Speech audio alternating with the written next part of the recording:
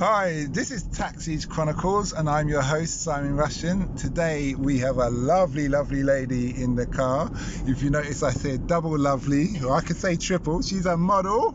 She's a Nubian model, half Nigerian, half Ghanaian. She's got a Nigerian height and a Ghanaian beauty. So need I say more? It would be nice if this was a vlog, but you can't see her. It's only me.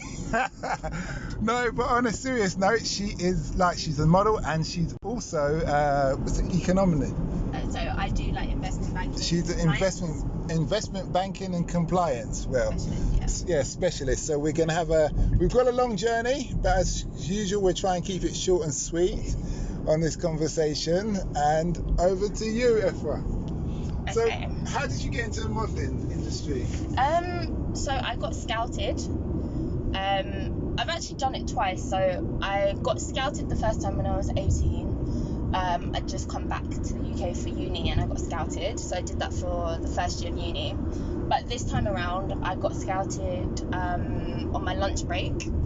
So I'd come out of the office. You in Covent Garden area? No, so I'm based in the city, so Liverpool Street is the nearest station, and then my agency is in Shoreditch, so they're they border each other. And so I walked past who's now my agent and booker, and he stopped me and said, "Are you interested in modelling?" And yeah, a week later I was signed with them, so that was towards the end of 2019, so it hasn't been that long actually. Okay. Yeah. Mind asking how old you are? Yeah, I'm 26. Really? Yeah, I look younger than I am. Oh, I was thinking 19. No, I get that a lot. I'm 26. Oh. But it works in my favour, to be honest. Okay. Yeah.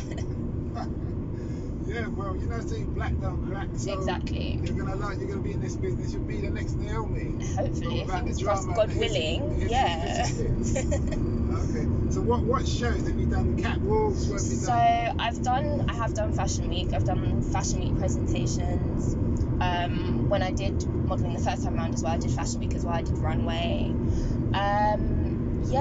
Lots of beauty stuff at the moment. So makeup campaigns, basically. I kind of do a bit of everything. I think you obviously have specific types of modelling. So some people do exclusively runway, some people do exclusively editorial. I guess I haven't really picked, or I'm not really interested necessarily in picking a specific niche yet.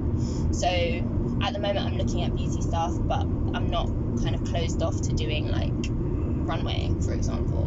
But you have to be a bit skinny to do runway, and I've gained a bit of weight, so leave the runway then. But then argumentatively, do you have to be skinny? Because now the black shape is running the market. This is true. So if they're going to be aiming Marks and Sparks is a bit of a extreme, but they're posting big women and all kind of mixed race, black, anybody in the poster.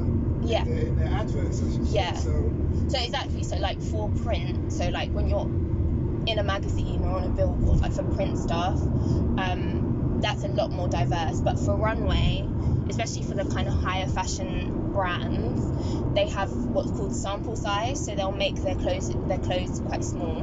Oh. So you have to be able to fit the clothes that they want you to showcase. Whereas with print, big booty or and to be fair, there are certain brands who obviously they're not looking their brand is not marketed towards, their aesthetic is not about being a size 0 or being super skinny. So there are certain brands who do want more shape or slightly. But I would stick with your size. I'm not going to lose weight. I think your size is great, but what it is that if you think of all the black America of the entertainment industry, they will go to catwalks and things like that.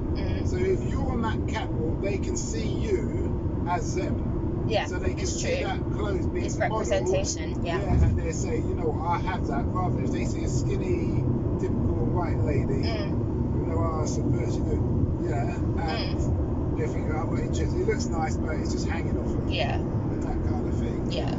So, have you done any billboards? So, I don't want to jinx it, but I have a campaign coming up that I'm waiting to get confirmed for. So, I'm not going to jinx it, but not yet, basically. What is it? You're not going to tell us the brand? It's a makeup brand. Makeup brand. Yeah. Oh, okay. L'Oreal. No. That's all I know. That's all I know. Okay. So, are you liking the modelling? Yeah, I mean, I think for me, I like, because obviously the two industries that I'm in are literally polar opposites of each other, and I just like being in that creative space. Like, I love being on set and like hair and makeup and like working with a creative director on a concept. Like, I really enjoy that. I think it really feeds me creatively. So I really like that. And also, to be honest with you, I really think so the first time round I didn't enjoy it that much. Mainly I think because I was studying, I was a lot younger. I think it's an industry where you really have to know yourself in order to be comfortable. And now obviously I'm 26, so I'm a lot older. I'm more confident and comfortable. Like, I know myself a lot more. And also I'm blessed in the sense that the other industry I work in, so financial services, banking, I earn good money, so I don't have to take any job. I can literally just take jobs that are really interesting to me or that really align with my brand, and that freedom makes it a lot more enjoyable, I think, than if it was my main source of income and I had to worry about, I need to do X number of jobs this month in order to pay my rent, for example. So yeah. That's good. Yeah, you sound like you got it made. Not quite. Yeah. Not yet, anyway. Okay. Do you foresee yourself doing banking for a long time? Modelling for a long time? Yeah. I don't know. I think I'm in a transitional phase where I'm trying to figure out, like, okay, long term, how do we synthesize these two industries and these two skill sets? And I'm still, like, my brain is ticking away at how to do it. But yeah, for the foreseeable future, yeah, I do. And also because I look young as well, I know I've got longevity. How would you say the modelling industry has dealt with you in the sense of, or is there any the whole Black Lives Matters and racism? Is there? Do you find that, or do you find jealousy, or is there negativity in there, or is it all pure Is there love? racism in the fashion industry? Absolutely. There's racism in every industry because obviously racism is insidious and systemic. I think the first time round I definitely found that my agency kind of didn't know what to do with me, and also I really don't like. When you say didn't know what to do with you, Yeah. What, like to put you on the catwalk? Or? Yeah, kind of. They didn't know what jobs to put me forward for, I don't think. But the scout found you. Yeah. So surely he or she. So how it works is the scout who found me was independent. So she works for herself. She scouts models and then kind of takes them to the different industries, different agencies, different contacts that she has at these agencies, and says, I found this person, would they be a good fit? She takes loads of photos of you, pushes them out to all the contacts. Yeah, and then takes you for meetings. Yeah, exactly. Okay. So they took me on, and they were really lovely. But I think I used to get put forward for a lot of like hair stuff. So like you'd see, like, I don't know, Tony and Guy, for example. Yeah, I've heard of Tony and Guy. Which they do white hair. So putting me forward to go to a casting for Tony and Guy, kind of fruitless. Unless Tony and Guy are trying to branch out into the black which is, industry. I don't know, maybe they weren't at the time, that's for sure. So in that sense, I think it's more difficult for black models in that sense. I think also sometimes you have agencies will take on a black girl because they need a black girl on their books, just so that their suite of models that they represent looks diverse, but then they don't necessarily exactly or know what to put you forward for. I've been really lucky in that my agency is not really like that. I think also one thing, especially as a dark skinned woman, is with shoots, with work, you have kind of an anxiety going into it that other models, white models, and also lighter skinned black models won't have, in that I'm going to the shoot or this show, are they going to be able to do my makeup properly? Are they going to be able to match my foundation shade? And I've definitely had experiences where, if you haven't got a lot of experience as a makeup artist with black skin, you're unlikely to know how to match the foundation properly. And so I've definitely had experiences where like my foundation has been entirely the wrong shade, and you just kind of have to make it work. And then it becomes, well, why do I have to make it work? And Is the that next what they model, say? it's not necessarily what they say, it's kind of how you as a professional are like, okay, well, this is the makeup that they've done, it's over now. Like, let's say it takes an hour to do makeup. Really? I'm due to shoot. Yeah, it takes a while depending on what you're doing. Man, I'm a man. So yeah, I think there's like little insidious experiences of racism, but I on the whole have been really blessed and lucky to not have anything overt, but it does happen, you know. I think also like with Black Lives Matter at the moment, there's definitely kind of and it's PR at the end of the day, like there's kind of a move to like include more black models on campaigns, or like include more black influencers on social media pages. And so yeah, there's probably that's probably beneficial for us in the sense that we can kind of capitalize on that. Is there many other black models, or not just black models, models of other nationalities? Yeah, I mean, Races, most things I've worked on have been really diverse. But again, I've been doing this time around since the really beginning of this year. So everything I've worked on luckily has been diverse. Like the Fashion Week presentation that I did earlier in the year, that was really diverse. It was me. Was that the one in Aldridge, that fashion? So it was at Summer House? Somerset House. Yeah, exactly. So you were there, so I was dropping models off to were you? Of course, designers. yeah, exactly, yeah.